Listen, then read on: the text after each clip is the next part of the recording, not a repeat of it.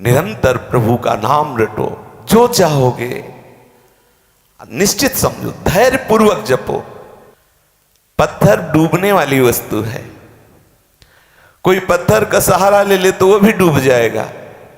लेकिन प्रसिद्ध है, भगवान नाम लिख लिख कर समुद्र में पत्थर डाले गए और वो तैर रहे थे। प्रभु का नाम लिखने मात्र से पत्थर तैर गए। भगवान शिव वो हलाहल जहर जो संपूर्ण विश्व को भस्म कर देता, नाम में गले में रोक लिया। प्रभु का नाम उच्चारण किया, पी गए, भावना की तो गले में नीलकंठ आज भी गले में रुका हुआ है, हलाहल विष। और उसका प्रभाव ऐसा कि सच्चिदानंद भगवान शिव का गला नील पड़ गया। तो महापुरुषों को तो शोभा ही बढ़ाने वाला बनता है, तो प्रभु का एक और नाम हो गया नीलकंठ। इसी नाम के प्रभाव से हलाहल विष को गले में रोक लिया। जिस हरिनाम का स्मरण करके मीरा आदि कितने ऐसे भक्त हुए जो जहर को पचा गए, जहर पच गया। कितने ऐसे चरित्र आते हैं, भरे हुए शास्त्रों में ऐसे प्रमाण हैं, नाम के प्रभाव से हलाहल जहर कुछ नहीं कर पाया। ऐसे महान प्रेमामृत प्रभु के नाम को छोड़ करके आप अपना कल्याण किस कार्य से निश्चित करते हैं? यतः सिद्ध श्रेणीष्वपि परममानार्ह महिमा कबीरो शावाशीदपि च रविदासश्च नितराम सदा यत्प्रेम्णा वैन तनुमपि चैतन्य भगवान विहाय तन्नामेच्छसि शिवमय हा नरकथम। कबीरदास जी महाराज, मतवाला हाथी, उसको भी शराब पिला दी गई। महावत को आदेश कर दिया उस शासक ने कि कबीरदास जी को रौंद दो। उनके हाथ बांध दिए गए, मैदान में उनको डाल दिया गया। हाथी को प्रेरणा करता है बार बार महावत, लेकिन कबीरदास जी के मुख में भगवान नाम चल रहा है। हाथी आगे बढ़ता, जब नजदीक जाता है तो देखता है बबर से भयंकर दहाड़ करता हुआ उसकी तरफ दौड़ता। वो पागल हाथी, शराब पिए हुए हाथी भाग पड़ता है पीछे को। कई बार महावत ने प्रेरणा की हाथी को, लेकिन नजदीक जाते ही भाग पड़ता। बादशाह ने कहा लाओ हम बैठते हैं।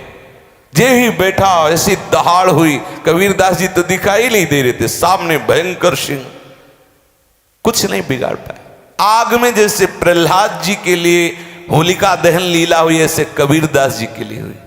लकड़ियों का ढेर एकत्रित कर दिया गया, बीच में कबीरदास जी को बैठाल दिया गया, आग लगा दी गई। वो भगवान नाम स्मरण करते रहे, आग चंदन की तरह शीतल हो गई, कुछ भी नहीं बिगाड़ पाई। कितना ऐसा। एक बार वाराणसी के विद्वानों ने कबीरदास जी का यश जब बढ़ रहा था तो कैसे यश उनका नष्ट हो, ऐसा होता है। जब किसी संत भगवंत के यश में डूबे हुए जो वैष्णवजन है उनका यश बढ़ता है तो कुछ को ईर्ष्या सताती है। ऐसा ईर्ष्या सताती है कि वो भूल जाते हैं कि जिनके प्रति जरा सा भी विपरीत सोचना सर्व सुकृतों का नाश करने वाला है, ऐसे भयंकर अपराध को हम करने जा रहे हैं, वो भूल जाते हैं, बुद्धि भ्रष्ट हो जाती है। वैष्णव द्रोह त्रिभुवन में कहीं ठौर मिले न, ऐसा ही अपराध है। और अपराधों के तो मोचन के लिए उपाय, लेकिन वैष्णव द्रोह बन जाए तो बोले वज्र की लीक है, वही वैष्णव क्षमा करेगा जिससे अपराध बना है। नहीं तो भगवान क्षमा कर देते दुर्वासा जी को, लेकिन भेजा अम्बरीश के पैर पकड़ने के लिए। उन विद्वानों ने एक लीला रची, 4 लोग मुंडन करा के और विरक्त वेश जैसा रख करके पूरी वाराणसी में निमंत्रण दे आए, कबीरदास जी के यहाँ कल सब संतों का भंडारा है, पधारो, बड़ी कृपा होगी। कबीरदास जी को पता भी नहीं। कबीरदास जी के यश को कलंकित करने के लिए ऐसी रचना रची पूरे वाराणसी में। अब कितने महात्मा वाराणसी में, सब जगह जा जा करके निमंत्रण दिया है। अब तो कभी सन्यासियों की मंडली आ रही सुबह से, कहीं वैष्णव की मंडली आ रही। कबीरदास जी प्रणाम करते हैं, आश्चर्यचकित होके देखते हैं, बोले महाराज पंगत में कितनी देर है? पंगत में? कबीरदास जी आश्चर्य, पंगत में? और वहां तो हजारों की भीड़ एकत्रित होती जा रही। महाराज आपने ही तो निमंत्रण भेजा, 4 विरक्त गए थे, पूरी वाराणसी में निमंत्रण है, अब ये क्या आप? हाँ हाँ, तुरंत कबीरदास जी समझ गए ठाकुर की कोई लीला है। बोले हाँ हाँ सब विराजो, बस बस थोड़ी ही देर में भोग लगने वाला है सब। और चुपचाप वहां से खसक लिए और एकांत में गंगा किनारे झाव के नीचे बैठ के कहे, ठाकुर जी के प्रति कहने लगे कि लीला बिहारी ये तुम्हारी ही लीला है। 10-5 वैष्णव होते तो किसी तरह व्यवस्था करते, हजारों संत आए, अब तुम जानो तुम्हारा काम जाने, और बैठ के नाम जप करने लगे। ठाकुर जी कबीरदास जी का रूप धारण करके आश्रम में सब संतों को भंडारा पवाया, भेंट दी सब। कबीरदास जी 4 घंटे के बाद विचार किया कि अब तो सब चले गए होंगे, तो ऐसे चेहरा ढक के गए। जब देखा वहां तो लंबी लंबी पंगत लगी, जय हो जय हो, और सब यश गान करते। भाई कबीरदास जी के यहाँ जो प्रसाद पाने को मिला पूछो मत, और दक्षिणा 1-1 असरफी मोहरे। कबीरदास जी ने कहा भूख लगी, हम भी प्रसाद पा लेते, तो ऐसे ही चेहरा ढके हुए और पंगत में बैठ गए। भगवान कबीरदास जी के रूप में ही परोस आ रहे हैं, सब पार्षद जो है वैष्णव रूप धारण किए हुए परोस रहे।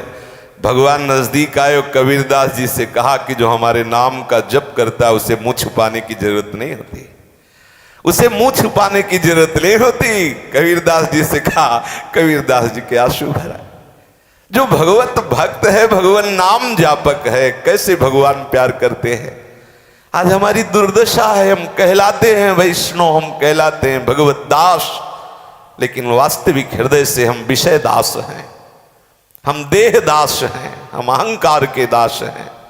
अगर हरिदास हो जाए तो निश्चिंत हो जाए, निर्भय हो जाए, निःशुक हो जाए, निसंशय हो जाए, कहीं छू न जाए विपरीत भावना, 10 दिशाएं मंगल मोदमयी हो जाए। यहां तपस्या साधना प्रधान नहीं, यहां संबंध प्रधान है।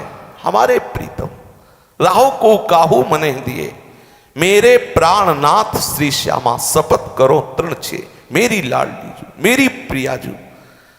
प्रभु के प्रति एक ठसक, एक अपनापन, ऐसा अपनापन किसी भी परिस्थिति में दूसरा याद ना आवे, बस ये सब सिद्धियों की सिद्धि है।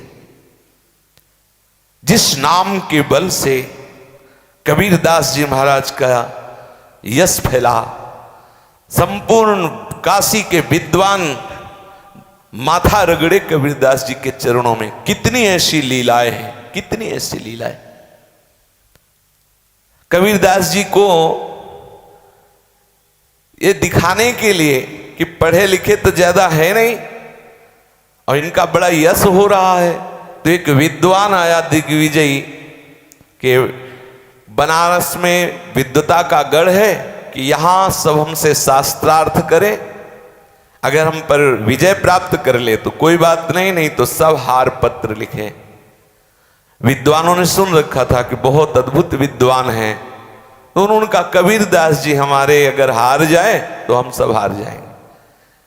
कबीरदास जी के पास जानते थे कि सिद्ध पुरुष है, लेकिन पढ़े लिखे नहीं थे, और सब ज्ञान अपने आप नाम से ही प्रकट हुआ। पहले तो कबीरदास जी ने कहा भाई जो ज्यादा विद्वान हो, पढ़ा लिखा हो, उससे आप जाकर शास्त्रार्थ करें, हमें तो कोई शास्त्रों का विशेष ज्ञान है नहीं। पहले बचना चाहा, जब उन्होंने कहा नहीं नहीं, हमें तो काशी के विद्वानों ने आपके लिए ही कहा कि अगर आप हार गए तो सब हार गए, तब उन्होंने कहा हमें केवल इतना बता दो कि पढ़ के समझे हो कि समझ के पढ़े हो।